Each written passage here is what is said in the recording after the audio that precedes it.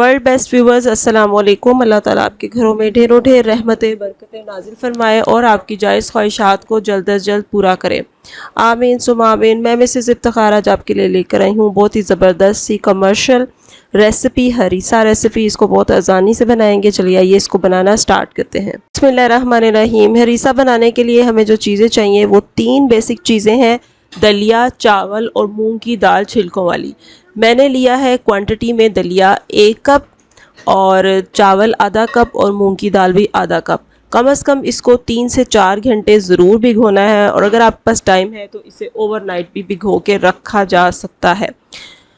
इसको पहले अच्छे से वॉश कीजिएगा और फिर साफ़ पानी में भिगोइएगा। अब देखिए जी, मैंने प्रेशर कुकर में ये भीगी हुई चीज़ें डाल दी हैं और इसके अंदर तकरीबन 3 लीटर पानी शामिल करूँगी ताकि सब चीज़ें अच्छे से गल जाएं। और आप भी पानी अपने हिसाब से डालिएगा, जितनी ही क्वांटिटी आप दालों की लें उसी मुनासबत से। चम्मच मैंने इसमें डाल दिए हैं 3 हल्दी, नमक और लहसुन अदरक का पेस्ट। टीस्पून डाला है मैंने भर भर के, ठीक है। और अब इसको बंद कर देना है प्रेशर कुकर को और चूल्हे पे रखेंगे और 15 से 20 मिनट इसको प्रेशर देंगे। दूसरी तरफ देखें जी, मैंने एक और प्रेशर कुकर ले लिया और उसके अंदर एक बिग साइज़ अनियन जो है उसको कट करके डाल दिया और हाफ़ कप मैंने इसमें कुकिंग ऑयल डाल दिया और अब प्याज को ब्राउन होने तक इसमें पकाया है। और अब 1 किलो मटन जो है उसको इसके प्याज में शामिल कर दिया और 2 चम्मच भर के लहसुन अदरक का पेस्ट और गोश्त को अच्छी तरह भूनना है। फ्लेम यहाँ पे हमने रखनी है मीडियम टू लो। अगर हम हाई फ्लेम करेंगे तो गोश्त जो है वो बर्तन के साथ चिपक जाएगा।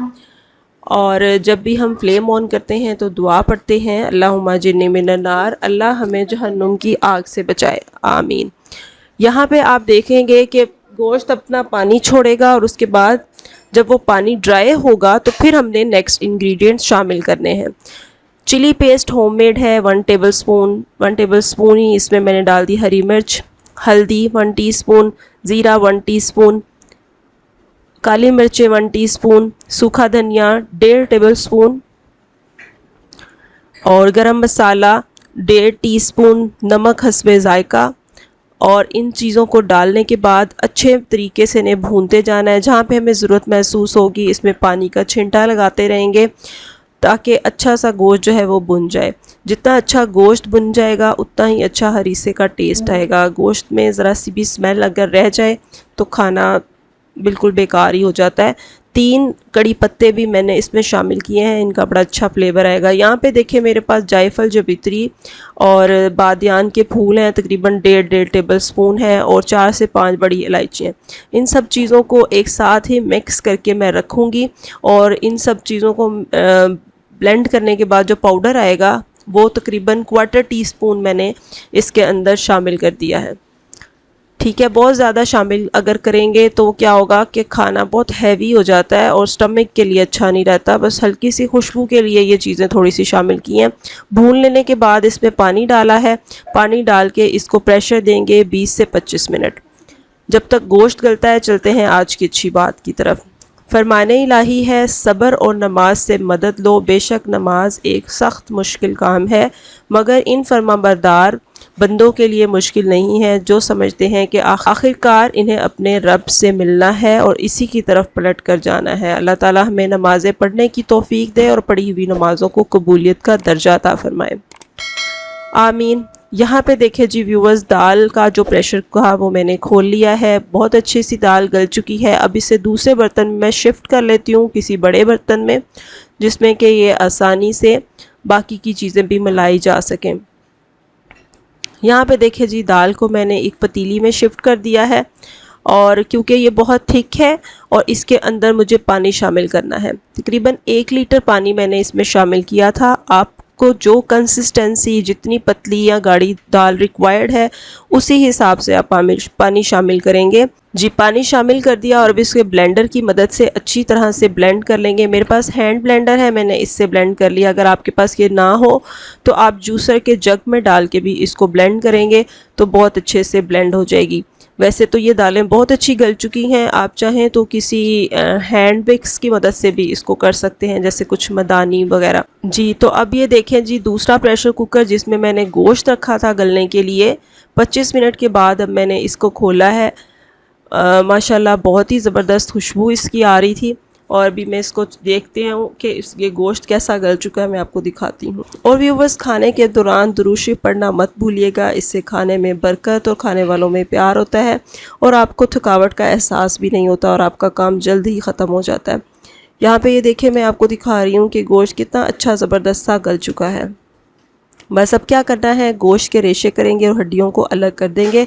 और इसके बाद जो इसमें थोड़ा पानी है, हमने तेज़ आंच पे उस सबको ड्राई कर लेना है। यहाँ पे आप देख सकते हैं। और नमक और सूखा धनिया यहाँ पे मैंने एक चम्मच और ऐड कर दिया। गरम मसाला, ज़ीरा यहाँ पे डाल दिया है क्योंकि ये टेस्ट को इन्हेंस करते हैं। हमने पहले भी डाला और अब फिर इसमें टीस्पून शामिल कर दिया इन चीज़ों का। आप भी ऐसे ही कीजिएगा क्योंकि जो इस स्टेज पे आप स्पाइसेस डालेंगे वो फ्रेश आपको मिलेंगे। ये मेरे पास चिकन पाउडर था, 1 टेबलस्पून मैंने वो डाल दिया है। 4 टेबलस्पून चिली सॉस और 3 टेबलस्पून मैंने इसमें डाला है सोया सॉस। ठीक है, इन चीज़ों को डालने के बाद भी अच्छे से इसको हम भून लेंगे। और इसको भूनने के बाद हमने जो मटेरियल है हमारे पास, उसे हमने अपनी दालों के अंदर मिक्स कर देना है, जो कि दालों का मिक्सचर था। अच्छे तरीके से सारा बर्तन साफ़ कर देंगे ताकि कोई भी चीज़ वेस्ट ना हो। ठीक है, अब इसको हमने मिक्स कर देना है बहुत अच्छे तरीके से, एक जान हो जाएगा ये सारा। और खुशबू बहुत ही प्यारी इसकी आती है और बहुत ही अलग सी डिफरेंट सी रेसिपी है। ऑलमोस्ट ये हलीम की बहन भाई है, इसको ज़रूर ट्राई कीजिएगा, आपके घर वालों को बहुत पसंद। यहाँ पे देखिए जी, चॉपर के अंदर मैंने 3 ब्रेड के स्लाइस डाले और उन्हें चॉप कर लिया। और इसके अंदर मैं शामिल कर रही हूँ तकरीबन 1.5 पाव के करीब कीमा, लहसुन अदरक का पेस्ट 2 टेबलस्पून डाल लें, नमक हस्बे जायका, सूखा धनिया 1 टेबलस्पून